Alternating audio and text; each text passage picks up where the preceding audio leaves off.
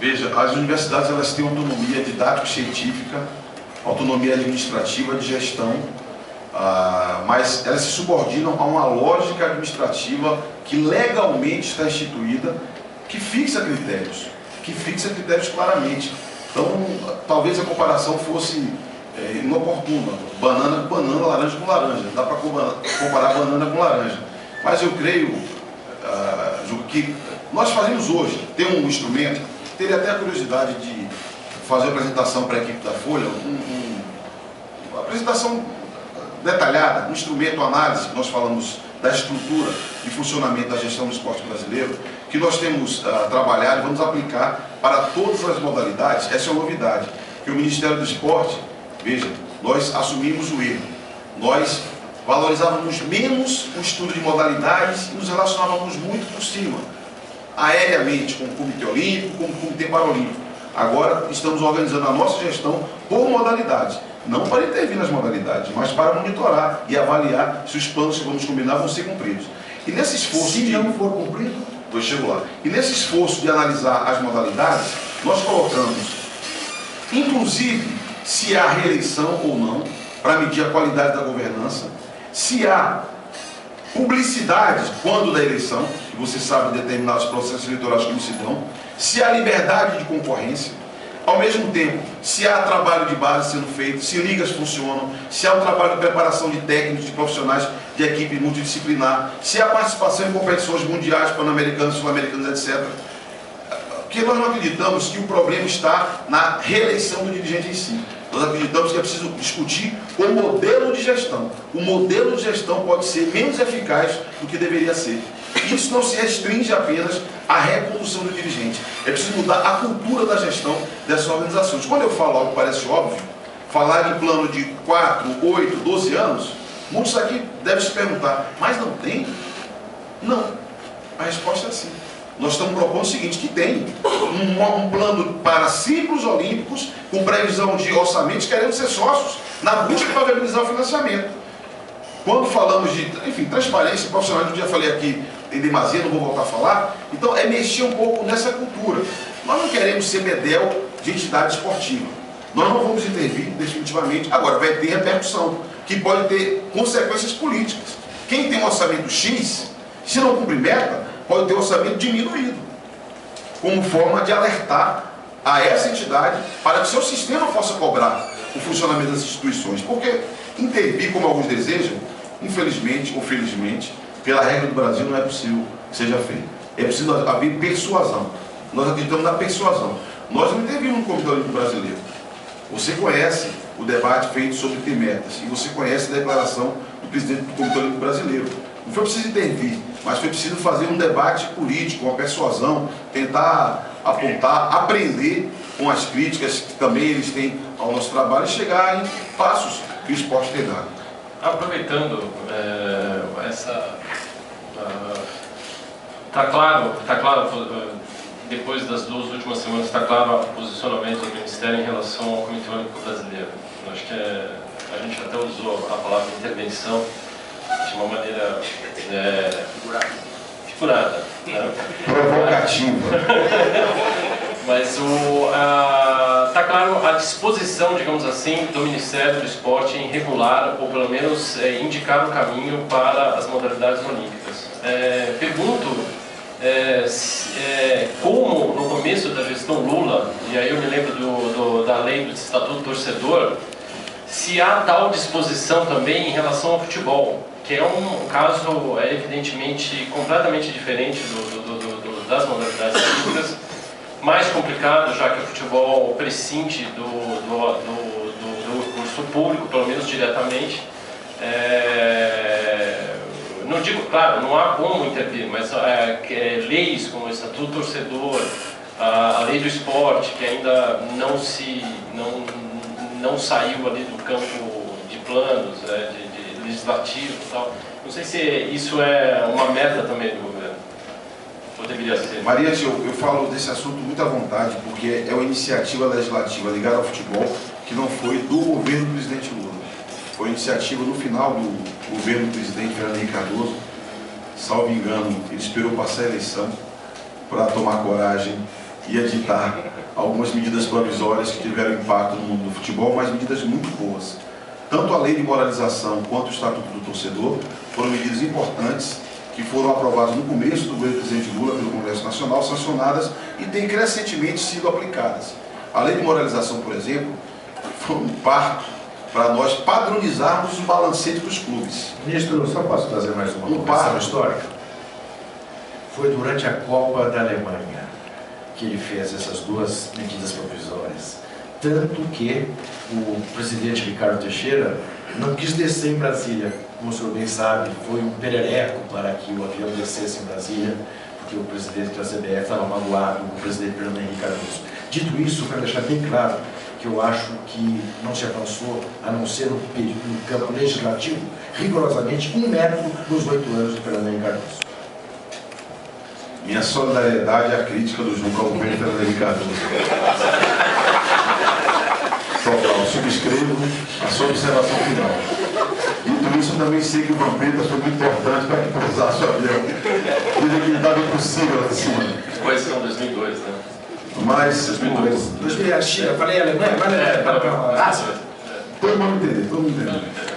Mas o que eu insisto é que esses avanços legislativos foram importantes. A lei de moralização, por exemplo, um detalhe, cada clube, quer dizer, nem todo clube publicava, não é? Mas a partir da lei, os clubes foram obrigados, num determinado período do primeiro semestre, a publicar seus balancetes. Foi uma luta de 2 anos, porque os clubes, cada um publicava o balancete do seu jeito. Teve um ano que como é que era? Que era a multa rescisória do contrato do Robinho. Era o Robinho, talvez fosse. Entrou como ativo no clube, quer dizer, uma coisa sem pé nem cabeça. Ou foi necessário, eu lembro que o Eurico Miranda falava o seguinte: nem a pau, o Vasco da Gama vai publicar qualquer coisa parecida com o que vocês querem. Foi necessário que o Conselho Federal de Contabilidade baixasse uma regra dizendo, olha assim, só pode exercer a profissão de contador aquele que seguir essa regra para o balanço dos clubes. Isso tem sido importante porque, a partir daí, aliás, muitas consultorias têm conhecido a saúde, muitas vezes débil, dos nossos clubes. Então eu creio que é um exemplo de um movimento que repercute. Eu percebo que há uma evolução no futebol, Mariana, importante de gestores. Há uma geração completamente renovada à frente de importantes clubes brasileiros. Imagine que privilégio ter o professor Luiz Gonzaga Beloso à frente da Sociedade Esportiva Palmeiras. Infartou, né, ministro? Isso aqui é provocação de corintiano. Provocação de corintiano.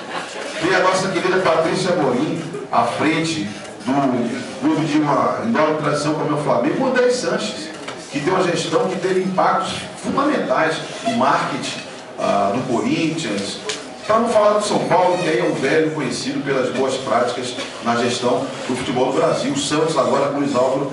Eu creio que tanto o ambiente de regulação que o Juca se referiu, houve aspectos legislativos desde antes, que aperfeiçoaram o esporte, mas essa evolução repercutiu também no ambiente do gestor do esporte brasileiro, do futebol brasileiro. Ainda hoje nós sabemos, e é preciso denunciar, e nós temos provocado o Ministério Público nos estados, que tem clube que não publica público e renda, que é uma bobagem. O controle de público e renda, o acesso, é uma informação exigida pela lei, mas entre os principais torneios, entre os principais clubes, isso virou um ponto fora da curva. Parece um detalhe? Não é. Não é.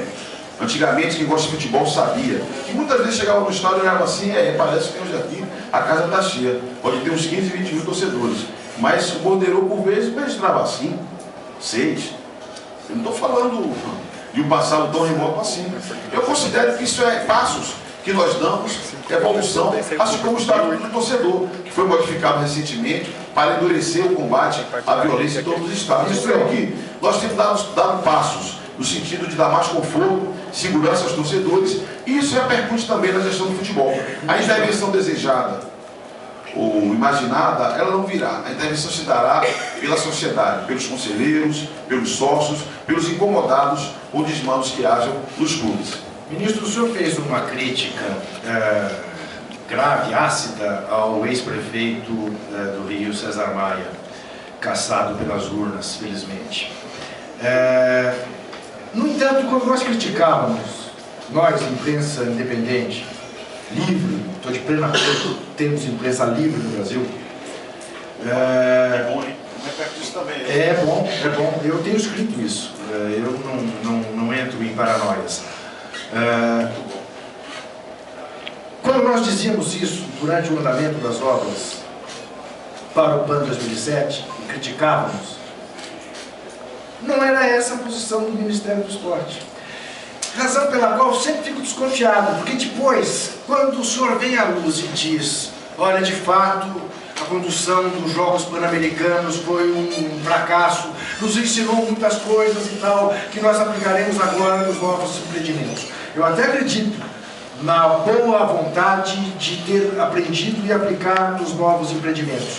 Mas eu pergunto, a política é uma coisa assim tão delicada que toda e qualquer crítica da imprensa, por mais correta que ela seja, ela tem que ser repelida, ela pode até ser entendida interna corporis, mas nunca publicamente. O senhor acha que isso colabora para a credibilidade das instituições públicas? Virou entrevista. Ué, mas é uma verdade. Aqui a estrela é o senhor, ministro. Claramente. Querido, olha, eu vou te falar uma coisa. Os leitores da Folha, leitores há mais tempo, se fizerem uma pesquisa, desde que eu assumi a titularidade do Ministério em 2006, seguramente vão encontrar alguns momentos na fase de preparação dos Jogos Pan-Americanos, na fase de realização dos Jogos Pan-Americanos, e mesmo depois, em que eu não fui exatamente a pessoa mais elogiada pelo prefeito César Maia. Então, não foram poucas as vezes em que os elogios não eram as palavras doces que eram dirigidas a mim. Ele foi mais transparente que o senhor. Ele não gostava do senhor, ele criticava os seus métodos, mas não havia contrapartida. A gente achava que no seu modo de ver as coisas, elas corriam normalmente. É que no meu modo de ver as coisas, eu supero o fígado, a dimensão pessoal, as idiosincrasias e procuro assumir a posição de homem de Estado, assumir a posição de interesse público, daquilo que importa para o país. Eu não tinha alternativa que não fosse atuar para realizar com sucesso os Jogos Pan-Americanos. Os Jogos Pan-Americanos foram realizados com um grande sucesso. Os Jogos Pan-Americanos permitiam ao Brasil se credenciar para disputar e vencer os Jogos Olímpicos e Paralímpicos em 2016. Portanto, nós temos que celebrar o que foi o sucesso dos Jogos Pan-Americanos. Agora, só um gestor incapaz poderia não observar erros cometidos, erros que vêm da origem, insisto, e eu falei isso no balanço dos Jogos Pan-Americanos. O planejamento inicial foi um planejamento falho, planejamento precário. Eu vou dar um exemplo para ilustrar o que eu quero dizer.